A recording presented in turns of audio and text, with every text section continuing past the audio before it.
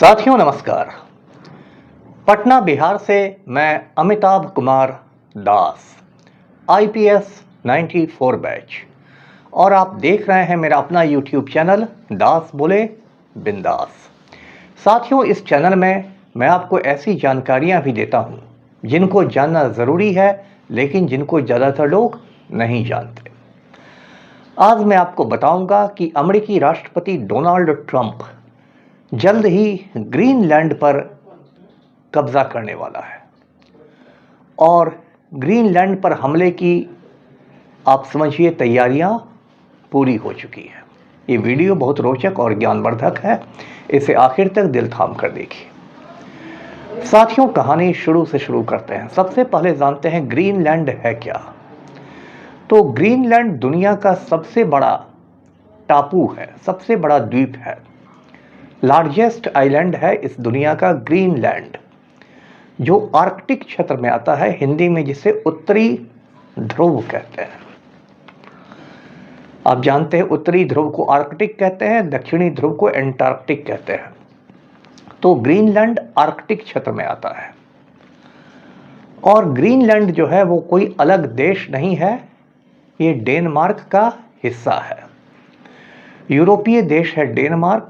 Denmark का Greenland एक स्वायत्त इलाका है, ऑटोनॉमस रीजन है। तो ये जो ग्रीनलैंड है ये पूरी तरह बर्फ से ढका हुआ इलाका है और इसलिए यहाँ बहुत कम आबादी है। मुश्किल से 56,000 लोग ग्रीनलैंड में रहते हैं और वहाँ जो लोग रहते हैं उनको इनुइट कहते हैं। ये इनुइट लोग भी एस्किमो लोगों से मिलते जुलते होते हैं, जो बिल्कुल बर्फ में -40 -50 डिग्री सेल्सियस तापमान में रहते हैं।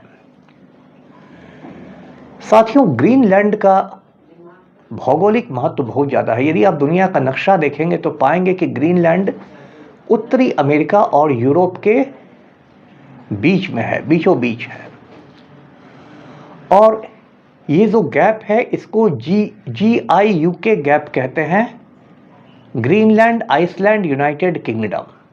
मतलब ये एक समुद्री रास्ता पर स्थित है, जो समुद्री रास्ता आर्कटिक महासागर को अटलांटिक महासागर से जोड़ता है।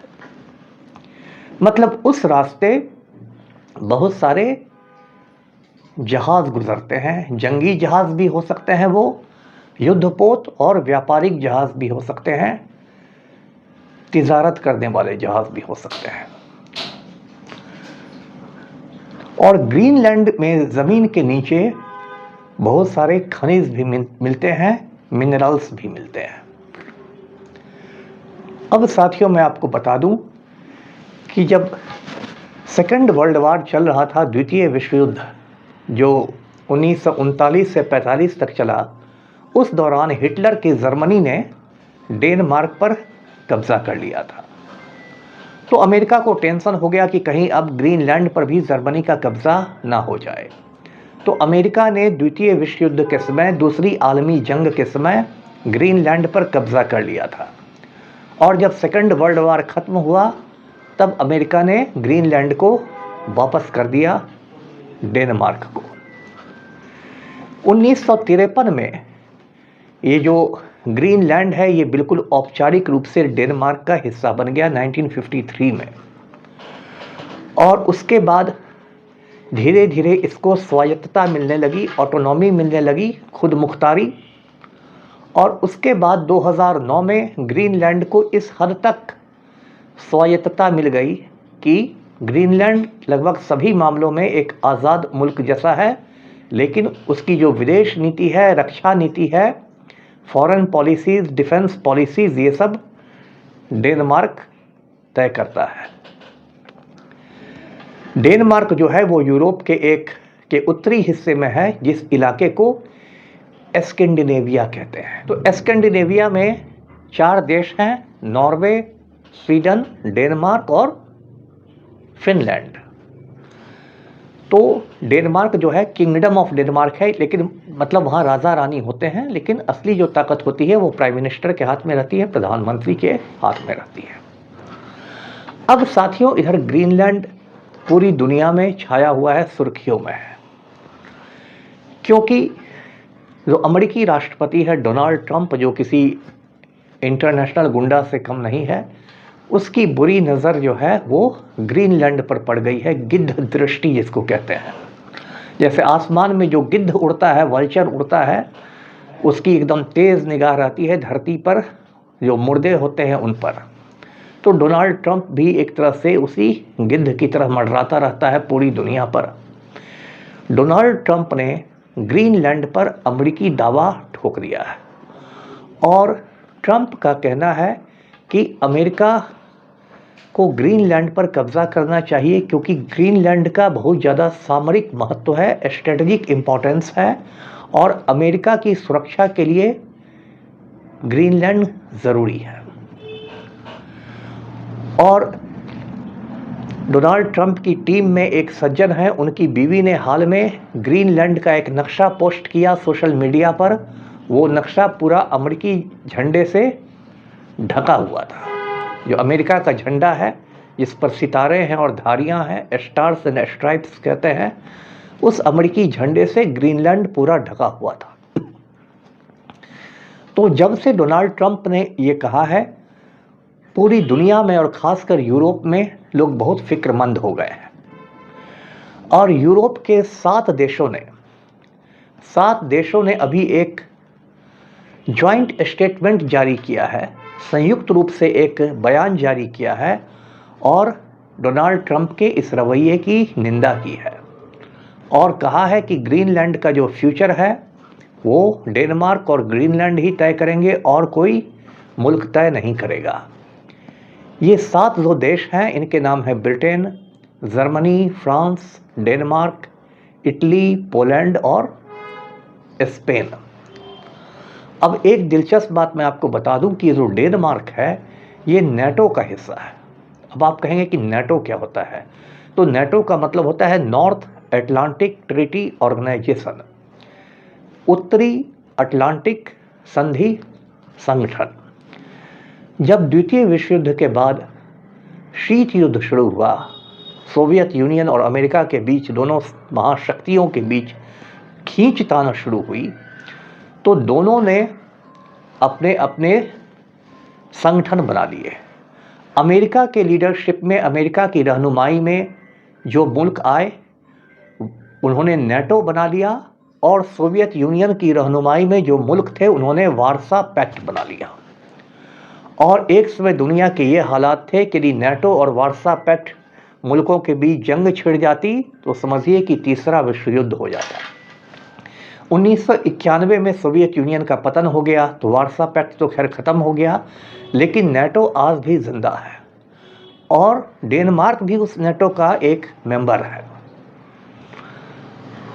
तो अमेरिका ने समझिए कि अपने एक मित्र राष्ट्र पर ही, अपने एक दोस्त पर ही बुरी नज़र डाल दी है। इसलिए दुनिया में ये भी मानना है कि यदि अमेरिका ने ग्रीनलैंड को हड़प लिया तो डेनमार्क हो सकता है नेटो से अलग हो जाए और डेनमार्क के सपोर्ट में और भी कई देश हैं, ब्रिटेन, जर्मनी, फ्रांस जैसे देश, ये भी नेटो को छोड़ दें और पूरा जो नेटो है वो बिखर जाए। साथियों, अब आप पूछेंगे कि ग्रीनलैंड पर कब्जा करके अमेरिका करेगा क्या, क्योंकि ग्रीनलैंड में तेल तो नहीं है, बाकी मुल्कों पर तो अमेरिका तेल के चक्कर में युद्ध करता है।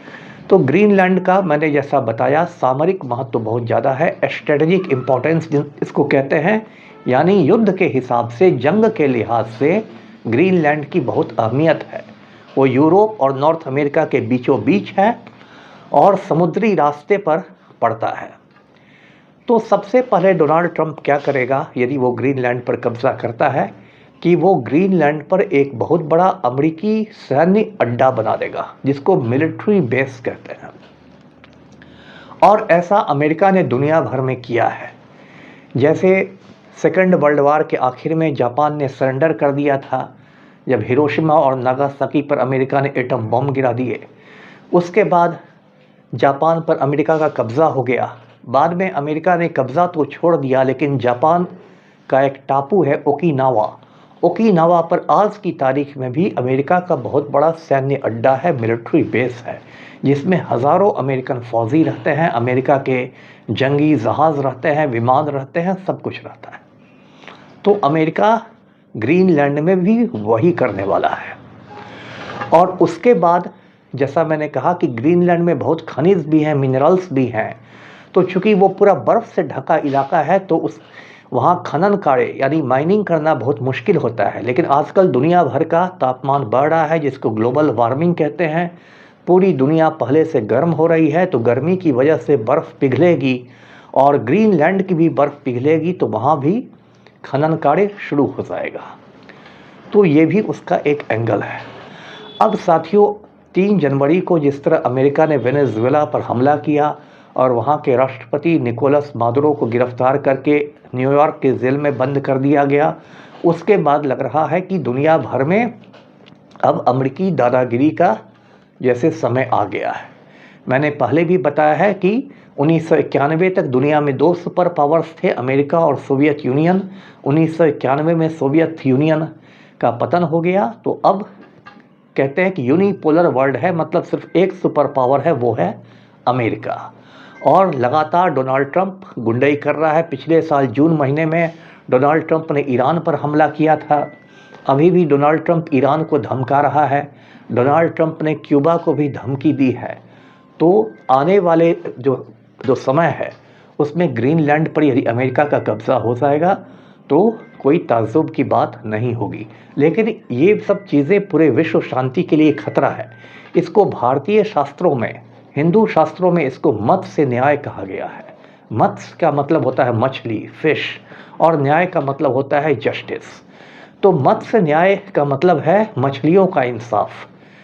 वहाँ छोटी मछली को बड़ी मछली निगल लेती है। तो वही मत्स्य न्याय वाली हालत हो गई है। 2014 में रूस ने यूक्रेन के हिस्से क्रीमिया पर कब्जा कर लिया था। अब अमेरिका ने कहा है कि वेनेजुएला अब वो चलाएगा और ग्रीनलैंड पर भी उसकी नज़र है। आपको याद होगा 1990 के आसपास इराक ने, जब सद्दाम हुसैन वहाँ का तानाशाह था, तो इराक ने कुवैत पर कब्जा कर लिया था और बाकी दुनिया ने मिलकर फिर इराक को खदेड़ा था। तो साथियों, ये जो डोनाल्ड ट्रंप है, सीधे शब्दों में कहें तो बहुत बड़े इंटरनेशनल गुंडा का काम कर रहा है। पुराने ज़माने में भारत में जो राजे महाराजा थे वे एक अश्वमेध यज्ञ करते थे। अश्व का मतलब होता है घोड़ा। तो उसमें जो राजा होता था, बादशाह होता था, अपना घोड़ा छोड़ देता था और जो घोड़ा जहाँ तक जाता था वो ज़मीन उस राजा के कब्ज़े में आ जाती थी। और यदि कोई आदमी घोड़ा रोकता था, कोई दूसरा राजा, तो उसके साथ जंग होती थी। आज के ज़माने में डोनाल्ड ट्रंप ने भी अश्वमेध यज्ञ शुरू किया है। अमेरिका ने अपना घोड़ा छोड़ दिया है। वो घोड़ा कभी वेनेजुएला पहुंच जाता है, कभी ईरान पहुंच जाता है, कभी ग्रीनलैंड पहुंच जाता है। और यदि किसी ने घोड़े को रोक लिया तो समझिए थर्ड वर्ल्ड वार हो जाएगा। तो आज का वीडियो यहीं तक। वीडियो को लाइक कीजिए, शेयर कीजिए, चैनल को सब्सक्राइब कीजिए। धन्यवाद। जय हिंद।